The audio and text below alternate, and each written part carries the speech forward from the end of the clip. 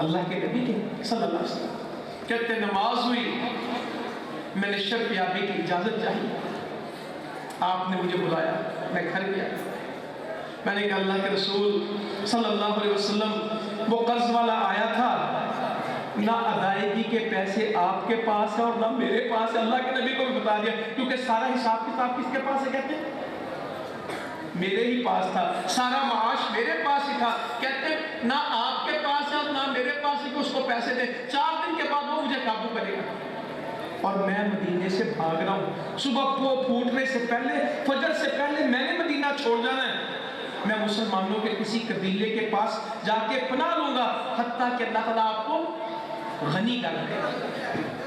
جب آپ کے پاس پیسے آئیں گے نا، میں تب آؤں گا، میں نے غلام نہیں بننا، میں جا رہا ہوں۔ کہتے میں یہ کہہ کے اللہ کے رسول چپ رہے۔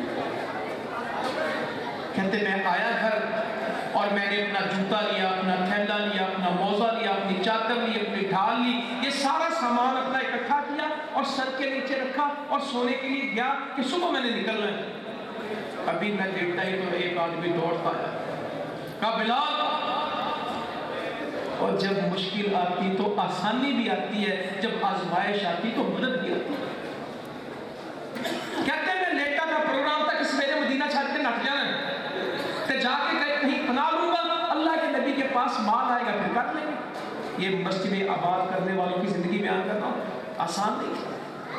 تو میں اٹھا، اس کا اللہ کے نبی بلاتے ہیں، میں گیا، میں پیش ہوا، کہنے لگے صحن میں مسجد کے دیکھی اونٹ بنے ہوئے ہیں، اونٹنیاں بیٹھی ہیں۔ میں نے کہا جی اللہ کے رسول صلی اللہ علیہ وسلم 4 اونٹنیاں سامان سے لدی میں نے صحن میں دیکھی۔ کہتے اس پہ کپڑے بھی تھے، اس پہ غلہ بھی تھا، اناج بھی تھا، 4 اونٹنیاں مسجد نبوی کے صحن میں بیٹھی۔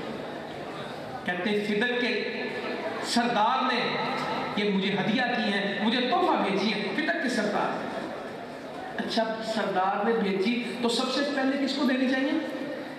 اپنے گھر والوں کو دیتے تھا۔ بلال کہہ کے تو گئے کہ آپ کے گھر میں بھی کچھ نہیں؟ کہا بلال یہ 4 تیری ہو۔ مجھے یہ لگا شاید یہ بلال کو دے دی ہے، آپ کو بھی ایسے لگا کہ جس طرح سیدنا بلال کو یہ مل گئی، ایسا کچھ نہیں تھا۔ کہے 4 تیری ہو گئی، جا قرض اتار۔ کہتے میں نے اونٹنیاں لی، قرض اتارا۔ اگلی شام اللہ کے نبی صلی اللہ علیہ وسلم مجھے ملے،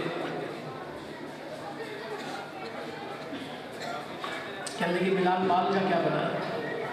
میں نے کہا اللہ کے رسول صلی اللہ علیہ وسلم اللہ تعالیٰ نے آپ کو اس سے بری کر دیا، آپ سے کو غنی کر دیا، میں نے سارے قرض ادا کر دیے۔ کہا باقی بھی بچا ہے؟ کہا بلال اگر مال باقی بچا تو میں گھر نہیں جاؤں گا، میں اس مسجد میں سوؤں گا، اس کو تقسیم کر پھر مجھے راحت ملی۔ اچھا گھر کتنی دور تھا مسجد سے؟ بتائیں تو صحیح۔ دیوار کے ساتھ، دیوار کا پردہ ہی تھا درمیان۔ مسجد میں سوئے، کہتے گھر نہیں گئے، مسجد میں سوئے کہ مال بچا کیوں ہے؟ کہتے اگلی شام پھر ملاقات ہوئی تو میں نے کہا اللہ کے رسول صلی اللہ علیہ وسلم اللہ تعالیٰ نے آپ کو اس مال سے بے پرواہ کر دیا، ہم نے سارا بانٹ دیا۔ کہنے لگے اللہ اکبر، الحمدللہ۔ اللہ کے نبی نے کہا اللہ اکبر۔ کہتے پھر آپ اپنے گھر میں تشریف لے کے گئے سامان کے بعد، اس سلام نماز کے سلام کے بعد، اور سب گھر والوں کو سلام کیا، اور جہاں آپ نے آرام فرمانا تھا وہاں پہنچ گئے۔ کہتے ہیں یہ تھا اللہ کے نبی کے گھر کا معاش، اس طرح اللہ کے نبی کا گھر چلتا ہے۔ مسلمانوں سیرت میں چلنا ہے، پہچاننا ہے، معاشرہ بنانا ہے، خدمت کرنی ہے۔ یہودی کا بچہ نام اس کا عبد القدوس ہے، اور آپ اس سے اجنبی نہیں، وہ آپ کو ملتا جلتا تھا۔ یہودی کے بچے کو ساتھ لیے پھرتے تھے، مل لیتے تھے اس کے ساتھ۔ جب تک کسی کو ملیں گے نہیں اپنا پیغام بھی دے نہیں سکیں گے۔ دیواریں کھڑی کرنے سے لوگ قریب نہیں آئیں گے، محبتوں سے قریب آئیں گے۔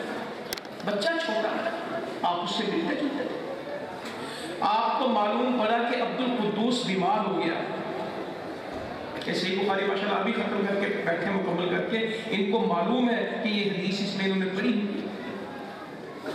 یہودی کا بچہ بیمار ہے تو رسول کریم صلی اللہ علیہ وسلم اگر اس معاشرے میں ہوتے تو کہتے ہیں جب فلانے میں کچھ کی حال ہے، میں تو تیرے پتہ کسی نے گھر کدی گیا نہیں۔